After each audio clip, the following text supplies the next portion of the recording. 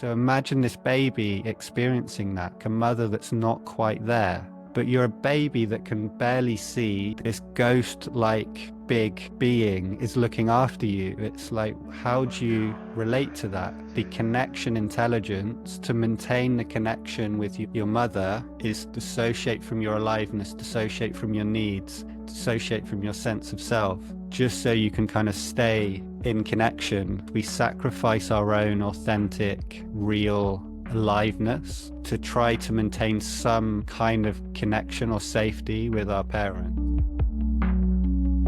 You are now entering the container. The container is now open. Developmental trauma is this term for the chronic, slow accumulation of adverse experiences that happens through childhood. These can lead to things like problems with emotional regulation and relationships and mental health. But the term comes from therapy. And here's the thing, what if you don't want to do therapy? What if you want to step into the weird, mystical, and magical world of the relational arts? Then developmental trauma starts to look a lot different. Through this new lens, it starts to look like something approaching superintelligence, a sort of sixth sense about human connection. That's at least according to our guest today, Sean Wilkinson. He shares with us this fascinating and provocative idea, but you know it's coming from a really profound place of presence and practice. Why? Because Sean Wilkinson is one of the leaders of the relational arts worldwide. He and John Thompson founded the institute that came to be known as Transformational Connection. Throughout the year, they host different trainings and festivals. And if you go to transformationalconnection.com, you'll find an incredible resource of things to do and to learn. And they've actually recently launched an incredible new experience. Their Connection Hub is an opportunity to live with other people in community while staying in deep practice. Check out the link in show notes to request a booking. Now, we're about to launch into this conversation, but before we do, I would be remiss, I would be derelict of my duties if I didn't thank the fine people at patreon.com/thecontainer. Our patrons have made the commitment to give small monthly donations that keep the ship afloat. And what we're doing right now is pretty far out. We are honing AI prompts and experimenting with how we can use these tools to develop our skills in presence, in spiritual practice, and in personal growth. Join the Patreon to come along for the ride. And now our interview with Sean Wilkinson. The thing that's been super alive for me recently is something I call connection intelligence. And connection intelligence came to me when we were doing a lot of integration and training in the realm of developmental trauma that had become super hot in our field about 8 years ago. It was like really alive because I think because of the depth and the kind of the mystical side of our practice was quite intense. So it really opened up the door for these kind of deeper developmental traumas. But there's something about the frame of developmental trauma that doesn't totally fit this, like the paradigm of transformational connection or surrendered leadership. It's like, it feels a bit more therapeutic. It feels like a different kind of, I was in the space and we were practicing and I was like, what do I actually see going on between people when there's when I see developmental trauma kind of lens, like when I look through that lens, what do I actually think is really happening? And the word that just came to me, it just popped out, was like, oh, this is actually the realm of the connection intelligence. It's like the intelligence of raw connection is alive. And when we explore it from that, it doesn't feel like we're looking at a pathology or something that's wrong or dangerous or difficult, like developmental trauma can often sound. It's like we're exploring the territory of the deep intelligence of connection. Yeah, hearing you talk about that, I'm feeling this like hope rise up in me, and this yeah, there's some sort of like being held by that connectional intelligence. So then Yeah, I'm curious if we could just, if I could really like understand what you mean when you say developmental trauma. What precisely are we talking about there? Yeah, that's a good place to start. Well, developmental trauma, the school I have most trained in is NARM, neuroaffective relational model, but it's very connected to somatic experiencing, Peter Levine's work. I think Hakomi and approaches like this are very similar as well. Are these familiar Yeah. terms to you guys? Yeah, Peter Levine, I've read several of his books. He's the chasing the tiger guy, right? Mhm. Yeah. Yeah. And the thing that developmental trauma was actually a lot of trauma field, especially somatic experiencing, is very much more specialized in the effect of the one-off event that has a really big impact on you. So if you had an accident or you lost someone or you had a terrifying experience of some kind, and how the energy of that event can get trapped in your body and incomplete. I think a very experienced somatic experiencing therapist will be much wider than this, and I think Peter Levine is wider than this, but that's what those approaches are really amazing for. How can you fully release and process, integrate an experience like that? What developmental trauma is more focused on is what about the small especially relational traumas or harms we've experienced that have been over a long period. So what are all these like especially relational dynamics we've been in with our primary caregivers that build up in our system and yeah, how do we work with that? How do we recognize?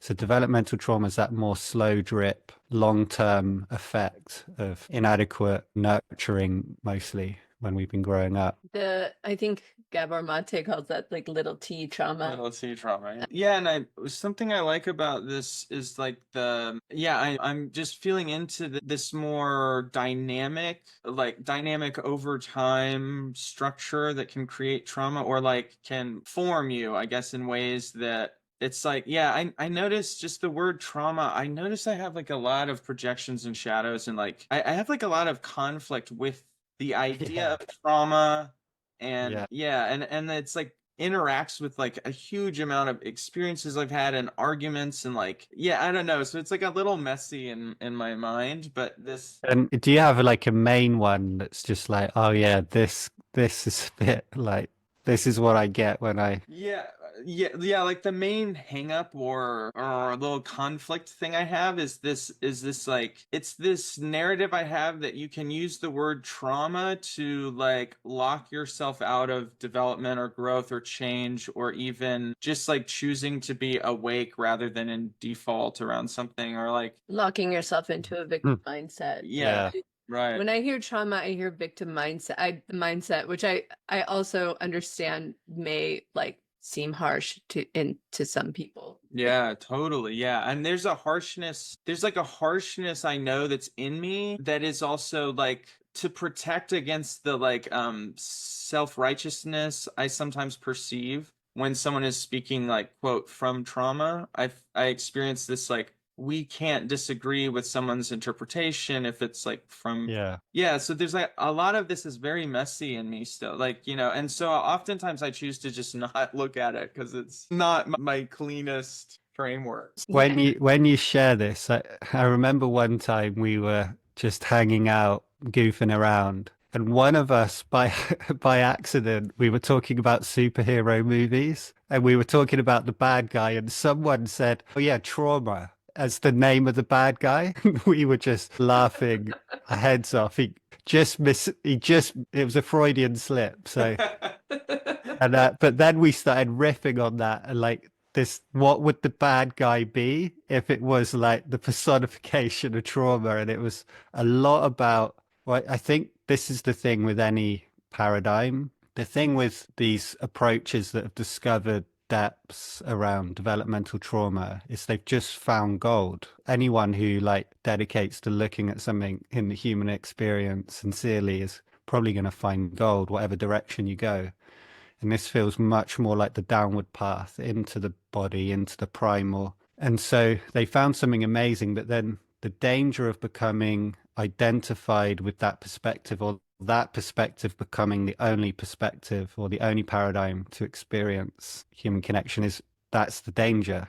Like it, because it can become an answer for everything. It's like, oh yeah, this is happening because of my trauma, or, you know, all the conflicts that are happening in the world are because the leaders are traumatized. But there is gold there. It can explain some really important depths. So I'm like in between where I totally understand the, like, if this knowledge or way of seeing becomes a way of controlling a context or controlling a way to see, or is being used as a way to create boundaries that don't feel very aligned, and yeah, get into drama triangle, victim, rescuer, perpetrator, that's a nightmare. And this knowledge, it's human beings have probably been doing this for centuries, but the last 2 centuries especially, they've been really like studying and exploring and practicing in this realm, and they've really discovered, I would consider, gold. So it's like we don't want to lose that in the, like, yeah, in the reaction to those that are overextending. But it's a real fine balance. And I find it even internally, because there's a way I can practice myself where I'm like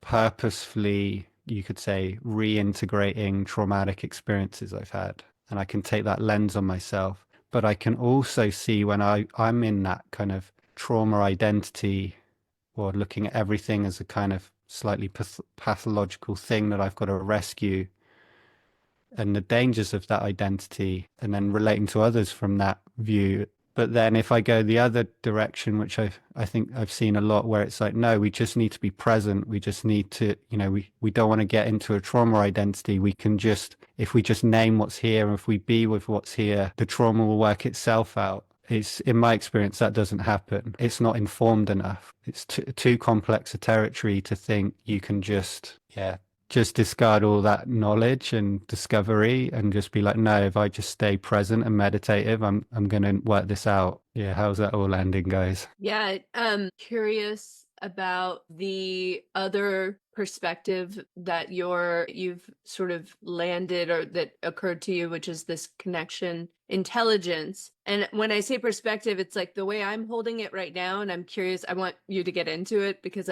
I'm like holding it as literally as a perspective, like almost like a third, like, versus my like trauma. It's like the connection intelligence, and it's kind of approaching it from this other direction. That, yeah, so I'm wanting you to get more into it, because I'm just over here like, well, so how does that, what is this Yeah. other perspective? Or Yeah. Yeah, and it'd be good to talk to you guys about it, because I'm still like working with it, because it's like, yeah, because the danger is it becomes another complexity. So let's see. But the first thing I'd want to say is there's the first level of it for me is just relating to whatever it is that we've learned to do. I think I need to just say a little bit more about developmental trauma, and then we can come back to this. So the one thing with developmental trauma, just to make it more tangible.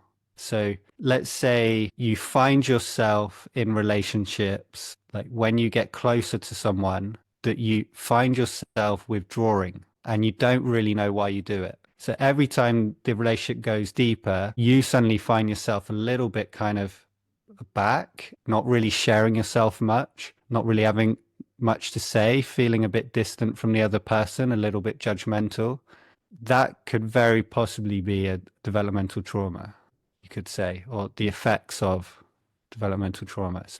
So your need for connection when you were growing up was not safe. You didn't really have a connection with your parents where you just being you and alive and a unique being was like celebrated and nurtured. And there was, you know, maybe your mother was ill when you were little, or you got put in an incubator, or your primary experience of connection was like scary or dangerous. And so what you did was you dissociated. Because if I put one of you guys in an incubator now for 2 weeks, you would struggle to stay present. It would be such an intense experience to be alone.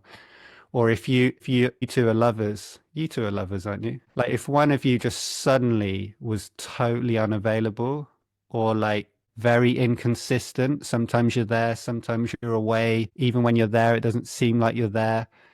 Like, and that's what babies have with their parents. Like, if you had that experience now, you would really struggle with that. So imagine this baby experiencing that, like a mother that's not quite there. But you're a baby that can barely see. You're just in the world. You're like full of impulses. And then you're kind of this ghost like big being is looking after you. It's like, how do you relate to that? So obviously, there's the connection intelligence to maintain the connection with your mother is dissociate from your aliveness, dissociate from your needs, dissociate from your sense of self, just so you can kind of stay in connection. And that's primarily like what we end up doing is we sacrifice our own authentic, real aliveness to try to maintain some kind of connection or safety with our parents. So the first level for me of connection intelligence is not to say like, oh, I've got this trauma. I'm like,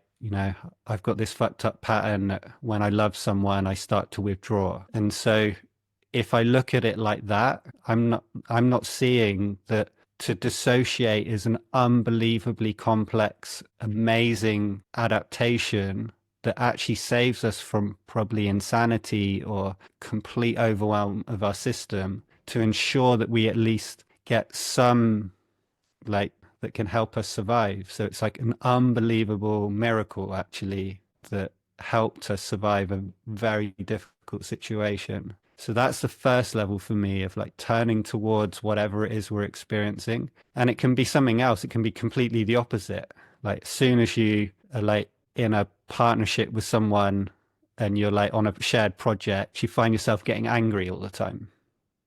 And it's like, well, it doesn't seem like everyone else is getting angry all the time, but I seem to be getting angry all the time. And often, if you explore that, you might find that every time you start getting these memories, that every time you started to do something with your own initiative, you kind of got punished for it. And so maybe your mother or your father started to feel unsafe from their own developmental trauma when you showed independence. And so they reined you in. And so now every time you're in a project with someone, now you've got more autonomy. Someone's like showing initiative around you or you're showing initiative, you're ready to kind of fight someone because you think they're like trying to take it away from you again. But you don't know that. It's totally unconscious. So this is where we can use this lens to discover like what are these ways we learned to survive connection through our connection intelligence. What are the ways we learned to do that? And then to start to,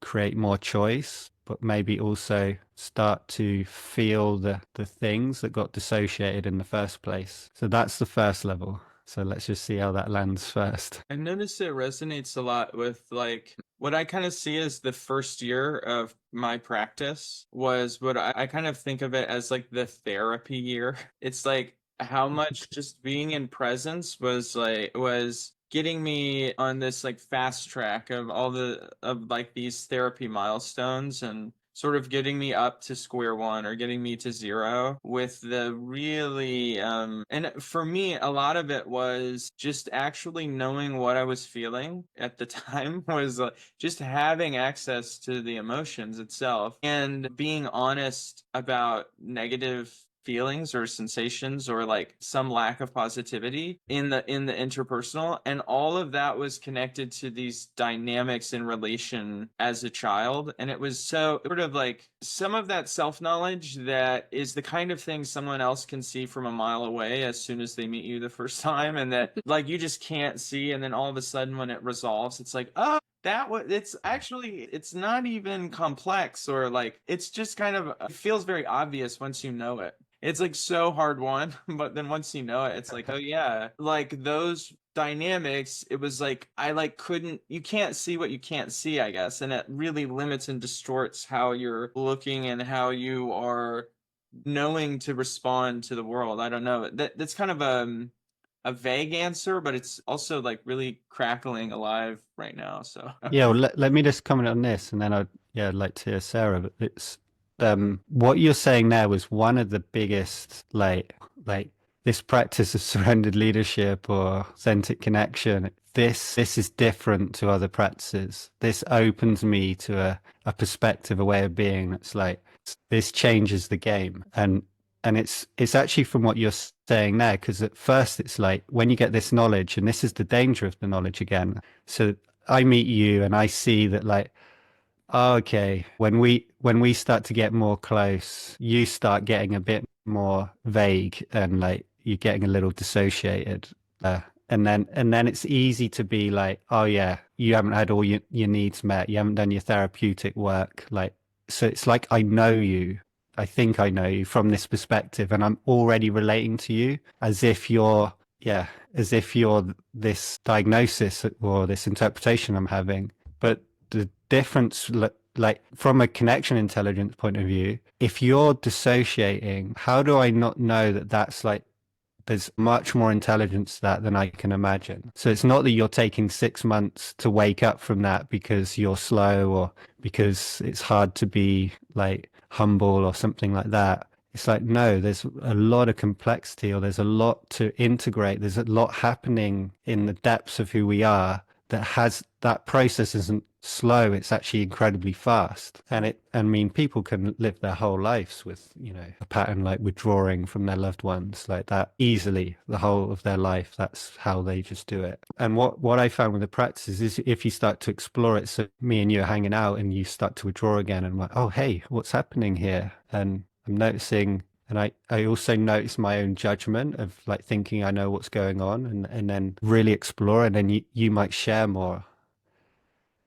And then if I'm like, oh, so you're feeling a little spacious, and it seemed to happen when I started to be a little sarcastic. Oh, okay. Oh yeah, I wonder what's happening in me in those moments. Yeah, what's happening now? We're exploring this. And then the more we kind of just zoomed in and just explored what's there, it always became like so like it's almost like I was so glad you were dissociating, because it was like it was so amazing what you were protecting, or it was so intricate, like why you had to do that helped me really understand what it means to connect with you. And so this is the other layer of connection intelligence. It's not just that we're respecting like this saved you at one point in your life. Right now, it's showing me, if I pay attention, how to really connect to you. Not only that, that will show me how to connect to myself on a deeper level. So there's a huge intelligence that's happening in these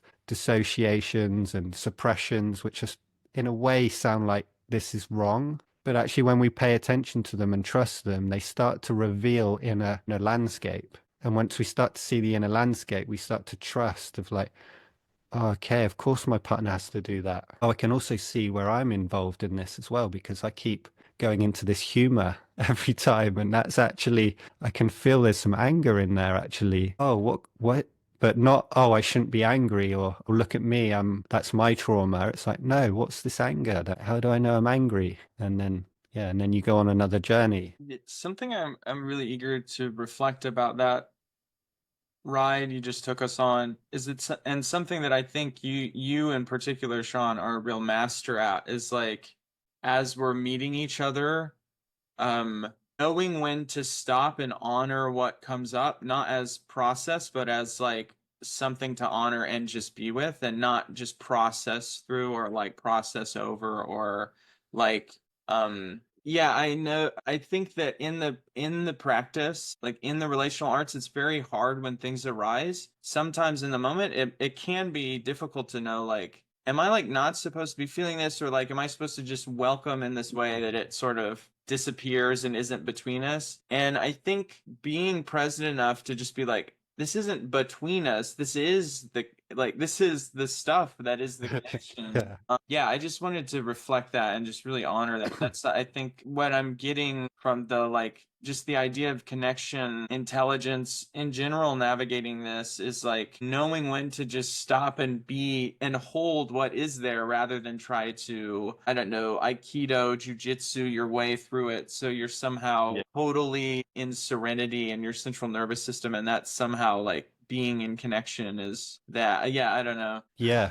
Well, and I think but this is where we get into the kind of cross paradigmatic practice. So it's like even this master key you're pointing to, this is so much pleasure from this perspective, and it's shown me so many realms of connection I never thought possible. But it also just feels like there's deep truth to it. Actually, we think we know what the other person's revealing. We think we know what we're revealing. But when we look, we hardly know anything.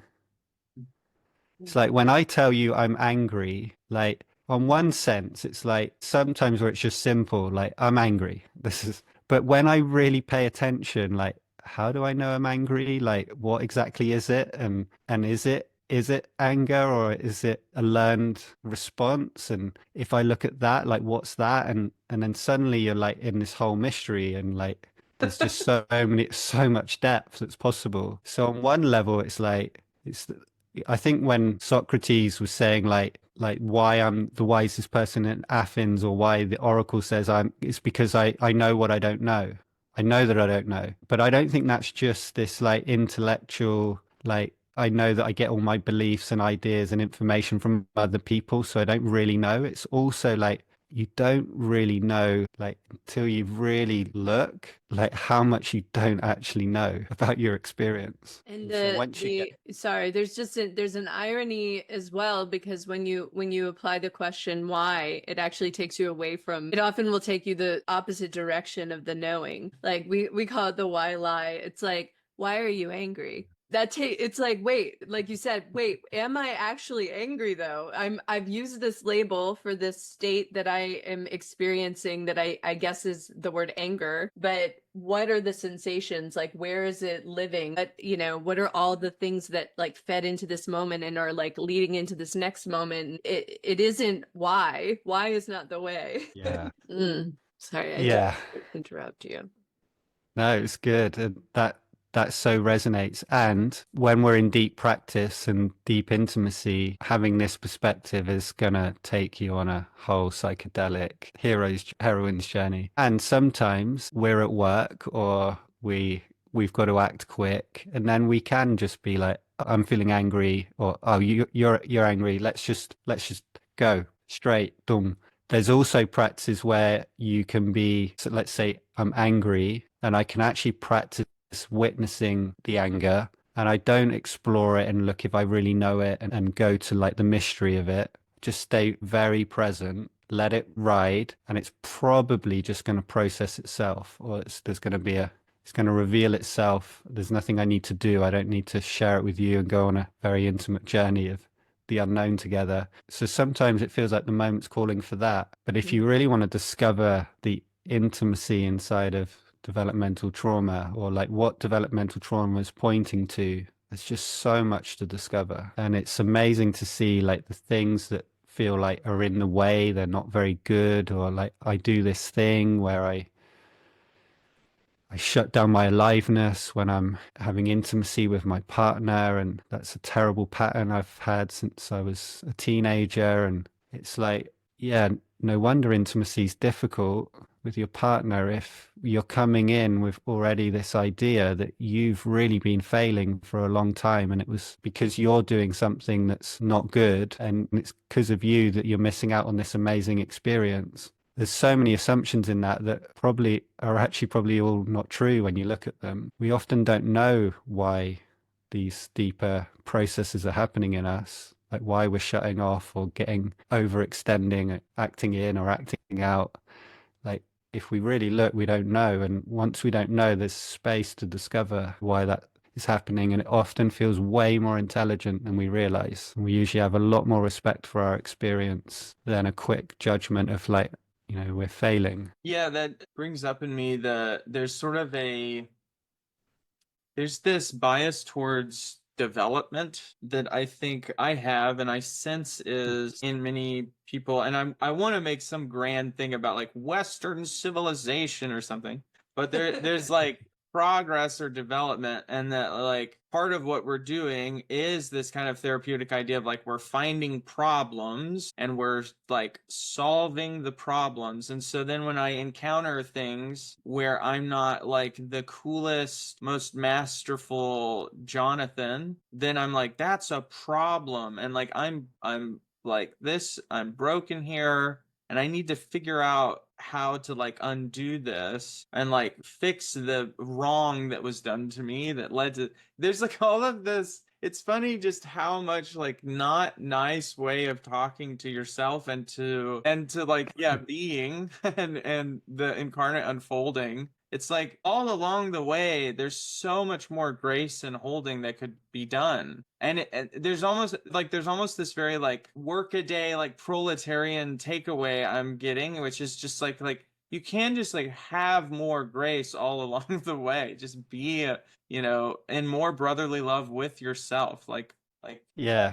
Well, and I'm with you on this. And when I look at my journey, I didn't do it until I did it. Like I didn't, and still I wake up in it where I'm like, yeah, seeing myself as a problem or putting pressure on myself to be more than I am, making myself wrong for how I did it, a few years ago, or and back in that like perspective. But then we can like turn the lens on that. And I actually think this is like there's something maybe very fundamental about this, even this like subtle way we're looking at our experience as something wrong or there's somewhere to get. That's actually so fundamental. It's like it's even the way we're aware of ourselves. But then it's like, oh yeah, what's the intelligence of that? And it's like maybe that actually is necessary for self-consciousness. Like maybe that slight sense of like I'm a being that needs like there are problems and I need to survive and it's all difficult. It's like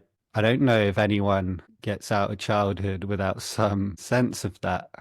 And and maybe that's like actually one of the most incredible innovations of the universe, that it managed to create beings that saw themselves as problems. I like this of I don't know, two like birds on the side of the savannah, and they're like 2,000 years old, and they're just sat there like chatting together, watching like the environment. And they're like, man, look at those little monkeys. Like they were just like the other monkeys, but suddenly they're like standing up and they're like walking a bit funny. And then a few years later, next thing we know, they're on the back of horses and they're like riding these bigger animals with them. How the hell are they doing that? And then all of a sudden, they're now like they're making fires and they're like congregating, and there's loads of them. And it's like all this stuff that's just developed. And maybe a whole load of that's because we get this self-consciousness of like, there's a problem here. But also, if you look at like a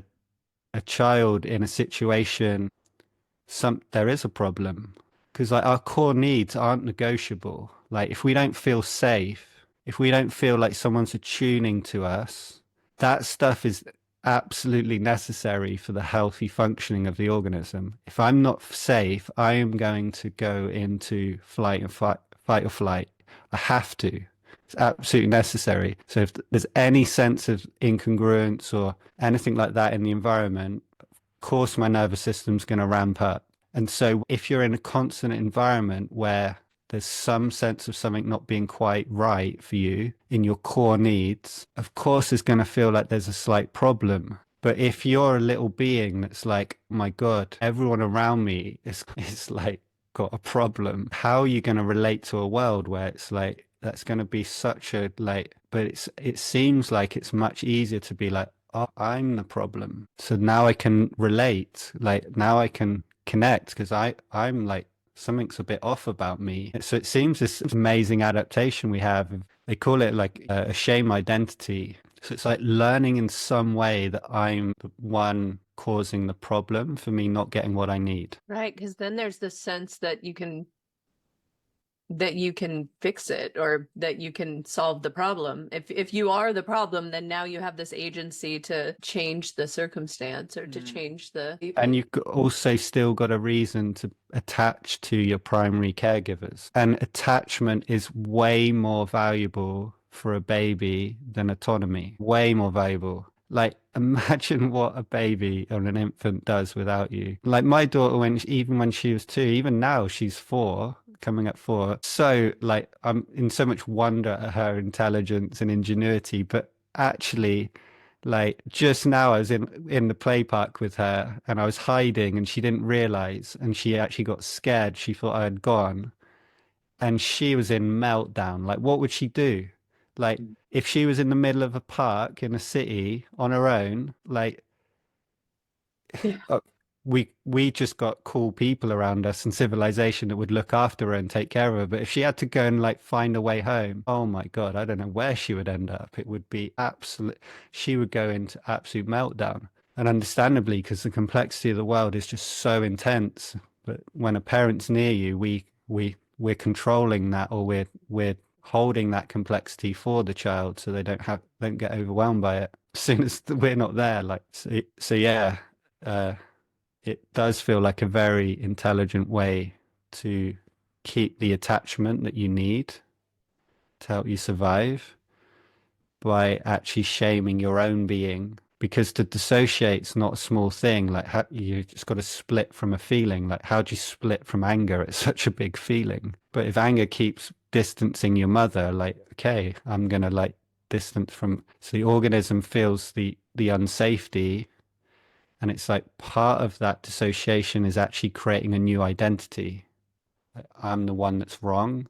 It adds to this power you need to kind of dissociate that feeling and distort that feeling. But then you have this identity of being a problem. But that's usually so embedded that in our current awareness, we don't walk around totally aware of our shame identity. It's usually you got to sort of discover it, and that's why we need presence and connection to help us discover these embedded identities that they are holding, like a level of our psyche that it's best not to tamper with too quickly. Yeah, I noticed too, for me, there's like a lot of ways that we can relate to that sense of brokenness or sense of shame or sense of like I'm wrong. I noticed, yeah, I recently had kind of a falling out with a friend that I was processing or working around, and I noticed whenever I would come over the spot where it's like I feel shame about myself and the way I showed up, I'm like, I probably don't share that part.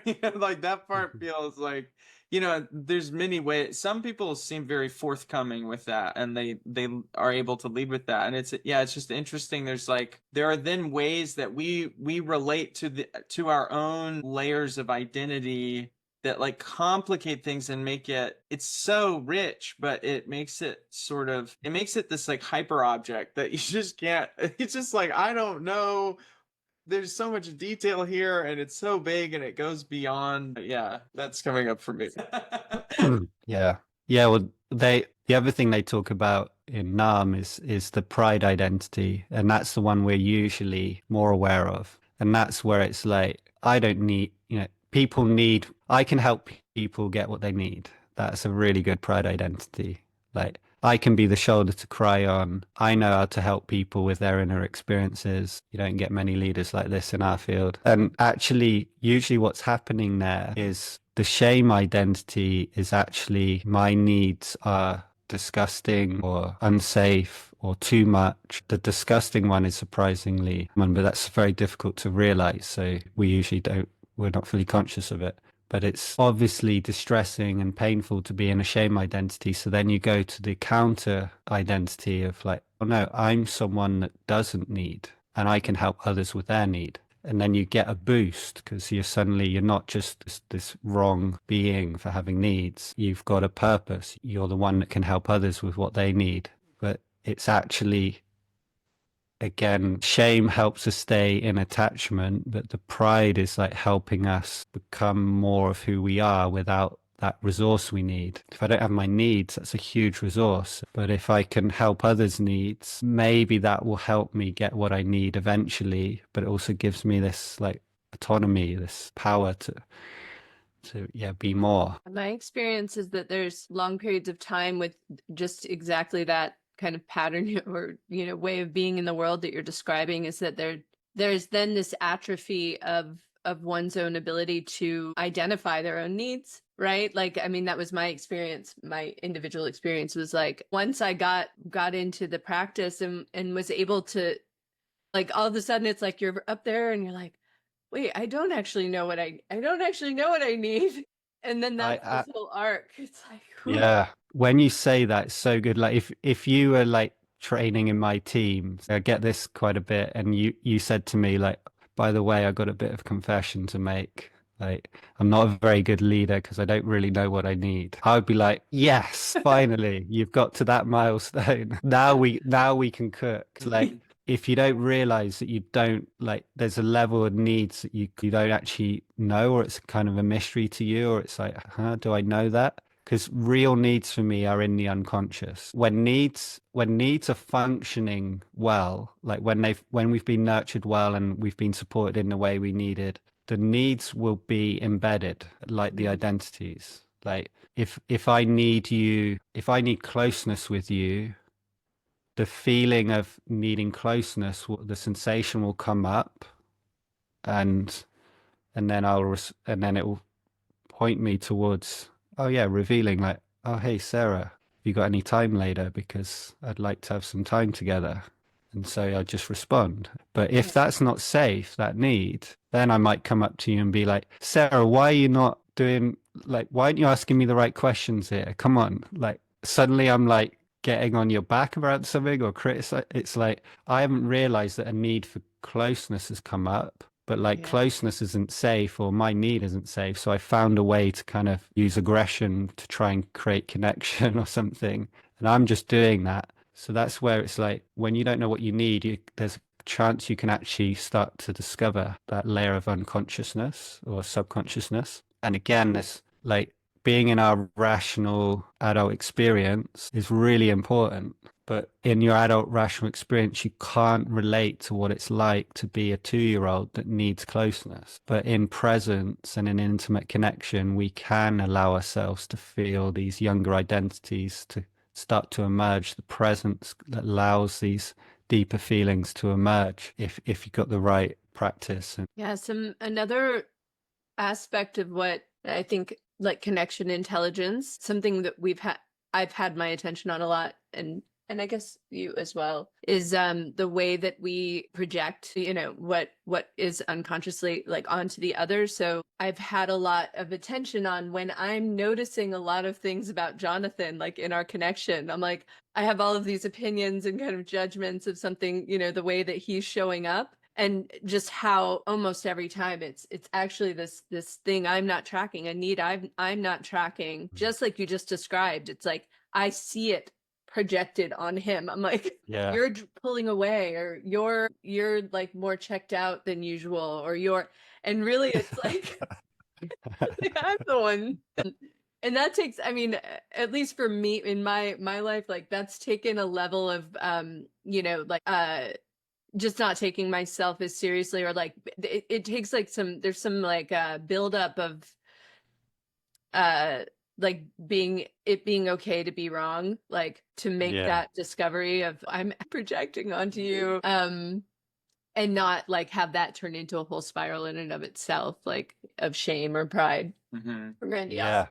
Well, and there's also another move that you can do here, where it's like, and what you're doing is cool. It's like, I seem to be very busy with Jonathan. Like, what's really going on in me? And then by asking that, like, then you discover, like, I keep judging him for pulling away because actually I'm finding it really difficult to tell him I'm feeling really vulnerable in our connection. I'm feeling quite vulnerable actually about something. So you've just done your own kind of inner journey to really discover your truth there.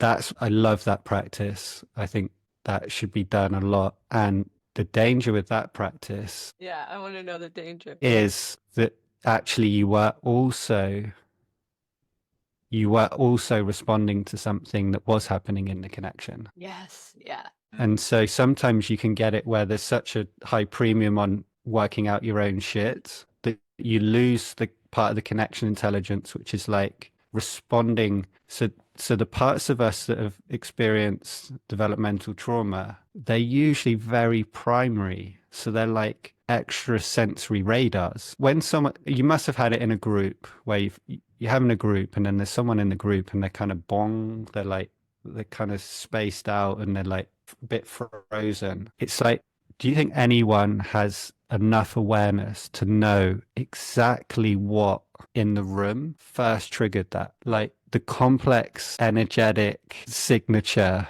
that happened in the room, at like what in him is first tracking what in everyone else that has that response fire up. Like the sensitivity of that is like unbelievable. and it's so pre-conscious. So if we start to relate to these reactions in us, not as like the thing that's wrong, but the intelligence within us, we might start to get access to like what this sensitive part of us is sensitive to.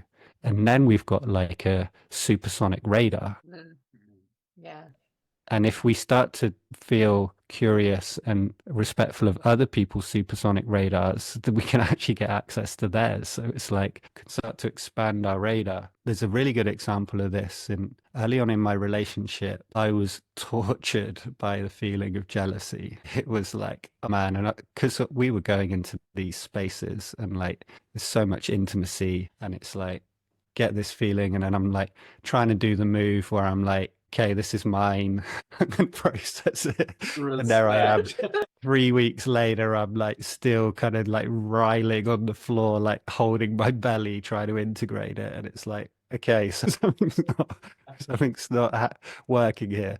But what I started to do was like, yeah, definitely like connect to like what's going on in me. And jealousy often has like anger and fear and sadness or loneliness, and there was all these kind of layers in me. But then it was like, but what am I responding to? And not then to be like go the opposite way of like, oh, it's because she's doing something, of no wonder I'm right, she should stop doing something. But as I explored with her, there were moments where it was like clear that she was actually struggling to stay in connection, or something had happened in the connection she was in that had her like had quite a big effect on her, and she was struggling with that, or there was like an intelligence between us that was working, and the jealousy was like a boom boom. So yeah, there was a part of it where I needed to get in touch with my longings and my, but there was a part of it where actually in the end I needed to say, hey, I actually want this kind of container for us in our relationship and stand for that. And so the jealousy was just waking me up to that. But if I got too much into like, oh, I need to work out my shit, it's, yeah, I lose the intelligence that's coming up. That addresses like, or it begins to address like the core paradox we found in, I think, the relational arts. I think we found one of the core paradoxes. Probably everyone finds, if they're a human at all, interacts with other people. It's like, this happens a lot. Can I explain it? Yeah. I'm very excited. It's like, it's like an issue comes up. Like let's say like there's one recently, like Sai made a request and I was like a no just to the frame of the request. And it was like, oh wow, and there was like intensity, and we were both feeling intensity, and it was like, well, this is very alive, certainly. Yeah, and then it's like, okay, well, I can actually like pull away from this like confrontation thing, that's like conflict, and I can actually change the way I interact with the situation. And it's like, I am changeable, I am somehow morphable. And then Sai, also being in practice, does the same thing. So then we're both like, and then it's like, well, I don't actually have a something I want you to change. I'm like going to be responsible on my end for this now. Right.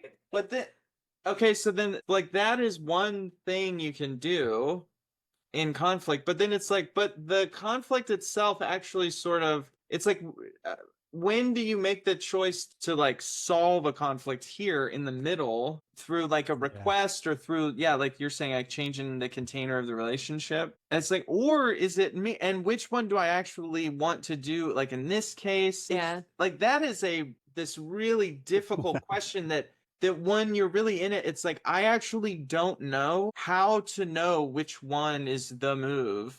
It's like when you're actually in it, like 10 years later, when you see the results, maybe you can start to say, but Yeah, well, I mean that paradox, I would say that's where, I mean, my practice has been, that's when it's surrender. So it's like, okay, there's two paths here. They both seem true. They both seem like they can be untrue as well. What do I do? And then it's like, okay, and the surrender would be open to what feels most true, or most deep, or most alive, and ask for guidance, or like be shown, and not knowing what's going to happen. And sometimes that's like, yeah, go to this one, or go to this one, or like, yeah, or something new emerges. But I think at the core of the paradox is actually one way to hold it, you could say, is the drive or the impulse to individuality, and then the other one, which is the drive to relationality or connection. So you got this like coming up the developmental tree. It seems at every level you got this like balance of like the individual or the connection. So like in your scenario, I can see you being like, okay, here we are, we're in this relational conflict again. Actually, if we take more space to be more autonomous and see what's actually going on in our own autonomy, we enhance our autonomy, and that relieves pressure on the relation. But then you're also like, yeah, but if I do that, there's sometimes it's a sense of like, I'm over here, you're over there, we're doing all this work, but where are we? And sometimes it's like, oh yeah, let's come in and like let's go on this rocky road of like, yeah, but when I do this, you feel that, and when I feel this, I'm this. And but then if you get lost in that, then you're like push away again. And there's this dance. And I liken this like when we were talking about the baby or the infant, what's the dilemma? Attachment, individuation. It's like it's right from the beginning. Like be who you are, attack. And ironically, at that stage, you need the attachment to feel like an individual. You need that's actually more powerful. But now at this stage, you guys are at, it's like intimacy or realization. Where do we go? Do I realize my own autonomy, my own truth in relation to you? Or do we go into the intimacy, which is the interconnected mystery of our beings, one and two at the same time? And I love that dance. Another way to say it, you could say, is the journey of truth and love. It's all over a chore. Like that particular one was about a household chore, which you can go I mean, it can get to that like depth of something I love about really committing to being in a connection around practice, and that we'll find ourselves having a 2-hour conversation about like just these minute, but then make these huge discoveries that can be applied on much larger scales to our whole. But something I'm aware of in this frame of developmental trauma is that like these domestic questions do not need a lot of translation to just directly connect to developmental trauma from our earliest years. And it's like it's even the same settings, the same name for thing. It's like it's just the same place. We're all grown up now, but yeah, there's like a way that it makes the home and things like family life just so natural. They're like natural settings for this practice. Yeah. And that's also one thing I work a lot with leaders is the art of being able to go in and explore. That's super powerful. And like you said, you could have a 2-hour kind of wonder journey and then imagine how much you're saving on your kind of therapeutic bill over 10 years if you're able to go into it yourselves. And like, but then that it enhances your intimacy. And then again, the danger is that the relationship starts to become process oriented. Like one way I liken it is like my favorite sport that I was coaching, learning all this stuff, tennis, is there's practice and then there's the tournament.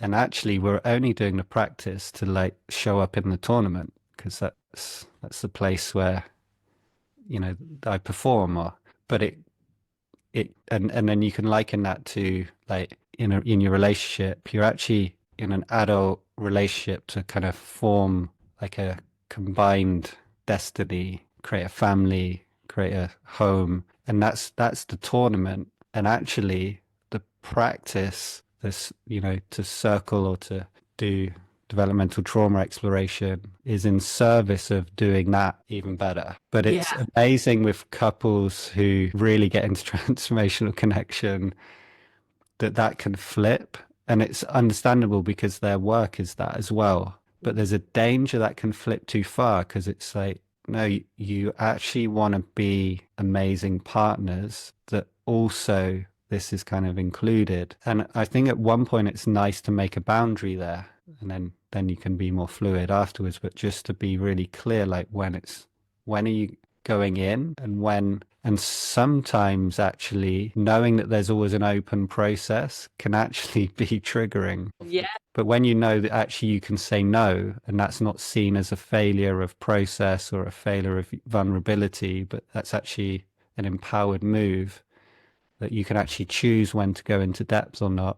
And that's where I think then developmental trauma doesn't become the trauma supervillain that you always have to kind of follow and it controls you. It's like, no, sometimes the moment feels right for us to go into that territory. We're both enrolled, we're both resourced, we're not triggered with each other. It's like, let's explore this. We could have a deep realization that can be very freeing and empowering. But if we're in a intense, difficult negotiation and you want something and you want something different, trying to do that territory when you want different things and trusting each other that you're not using your trauma knowledge to kind of get what you want. Right. That's tricky. Yeah, it's like is the timer on? Because we often will have a timer for circling, though we have done a little less. Like we've actually done a few containers now where it's like these more fluid. But yeah, like I remember when we were really practicing hard with the timer, like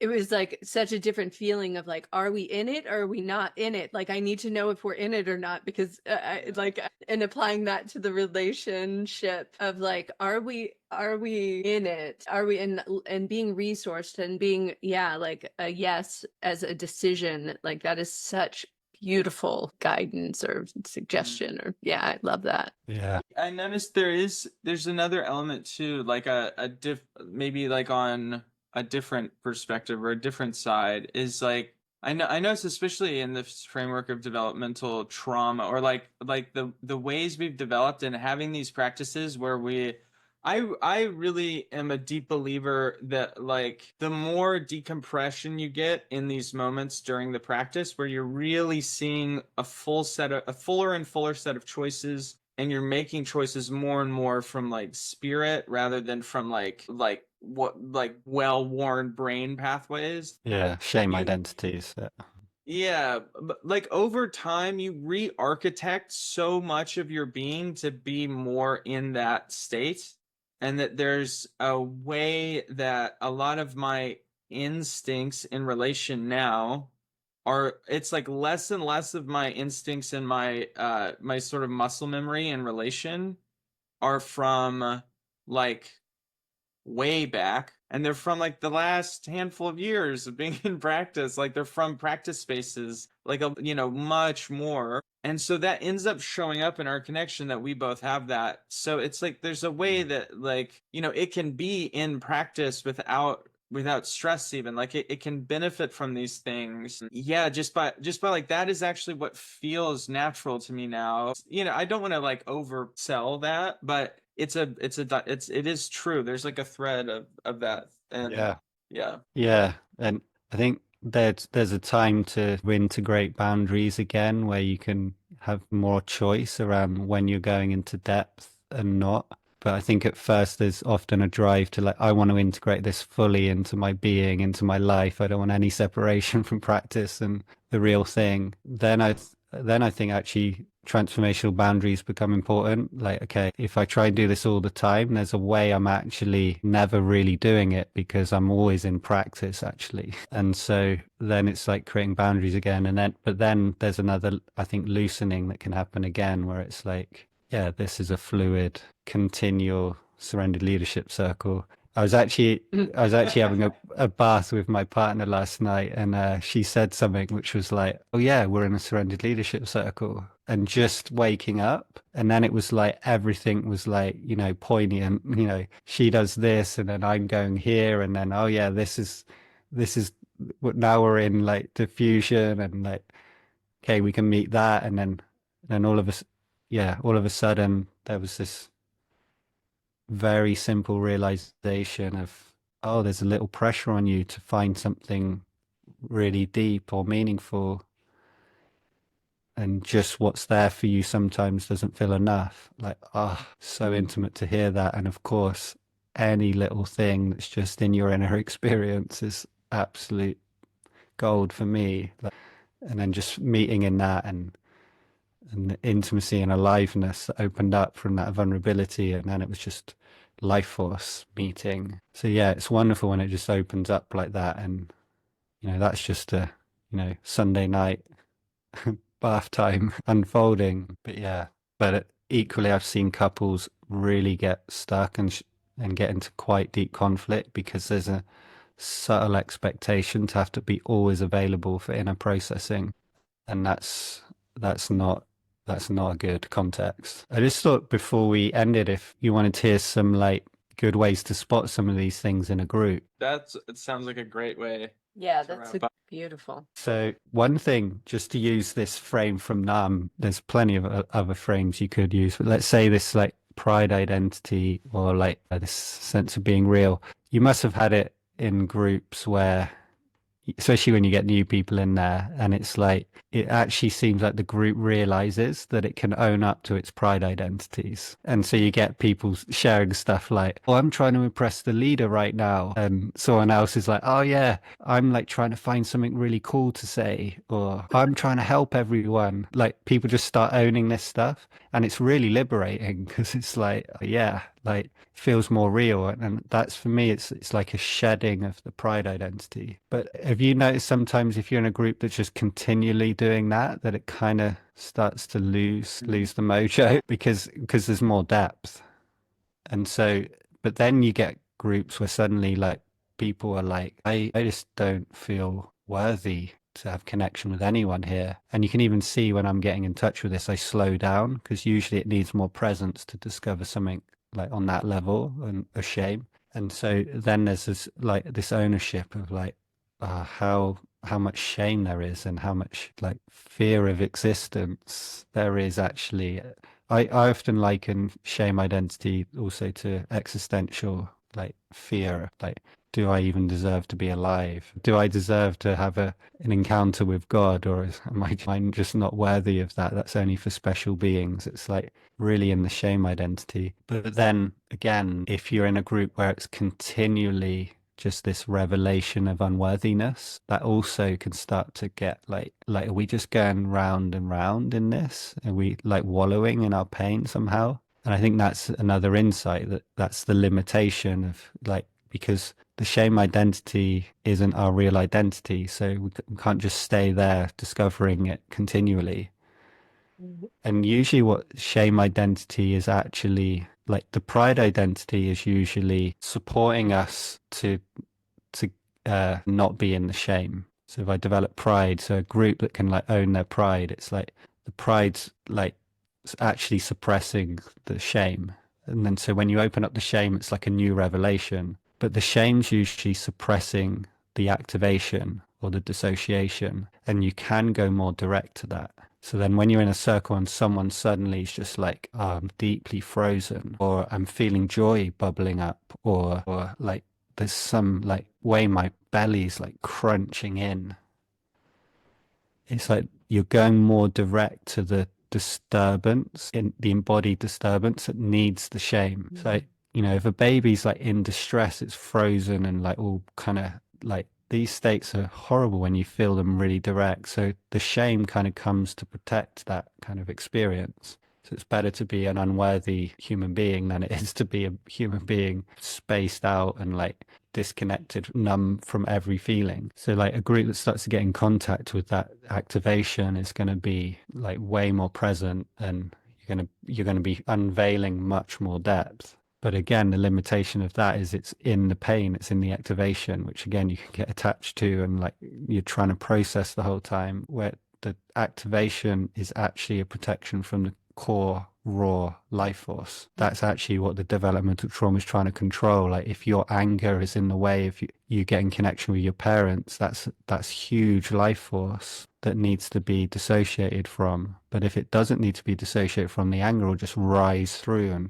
and the aliveness will direct you to how, where's the right distance, what is it, I need something, all these emotions have got so much intelligence to them. So the more your circle can open to the life force and allow the direct life force to come into embodiment, the less you need the activation. So a group that's got very embodied and moving and spontaneous, you start to feel like there'll be less of a sense of that heavy kind of activation, freeze response. And then if you ground that in a sense of space or consciousness or presence that holds the life force, or the life force is manifesting in, then you've got the genuine wholeness that I think the problem self-consciousness is separating from. Kind of a problem to fix is not like I'm one with everything that's here. So I think a group grounded in that oneness again will allow all these different layers just to more fluidly move around, and one moment someone's in pride, someone else is in freeze, the other one's in joy, and they're all kind of playing and interacting. That's super fun. Is that recognizable, those layers? Yeah, that's Very recognizable. I'm thinking about the library, the most recent library. yeah. Like you just Mm, so beautifully touched on so much. That like think about that. yeah. Do you remember the details of that? Like, yeah, one person's like standing on their head, the other person's having this like really, really intensely like, there's yeah, oh my gosh, I like wish I had a recording to go play back and watch, because you really did just describe so much of that. Yeah, cool. Yeah, you guys can have fun with that. Yeah.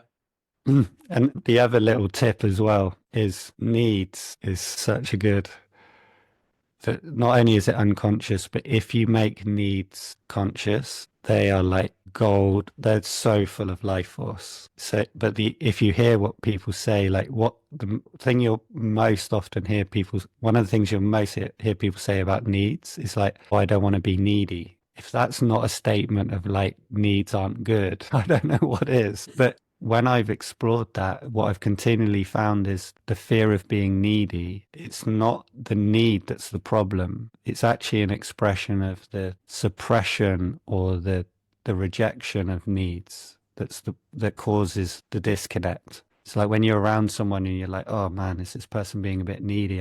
There's kind of vortex around them and I kind of want to get away. I don't think you want to get away from the need. You want to get away from how much they're trying not to need that's creating that kind of vortex. Yes. And then there's going to be an innocence to that, and they're going to need to explore why they're struggling to need. But I actually think the needs are so powerful and full of aliveness.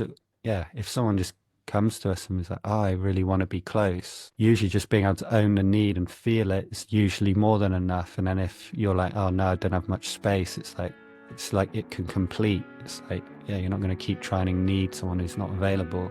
But if you're not allowed to need them and you're trying not to, you're just going to become more and more attractive as you try and hold this need down. But some of my most alive experiences of just getting to what I need and just owning it. And it just doesn't need to be met when it's really there and conscious.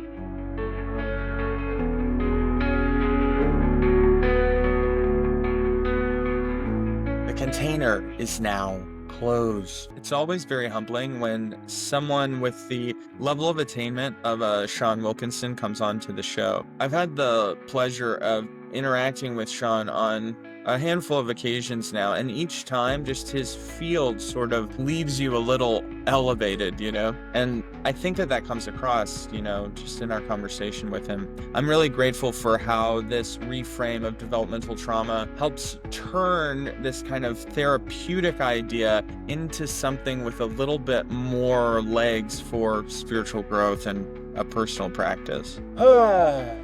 And with that, we have a real nice way of closing. Keep it namaste.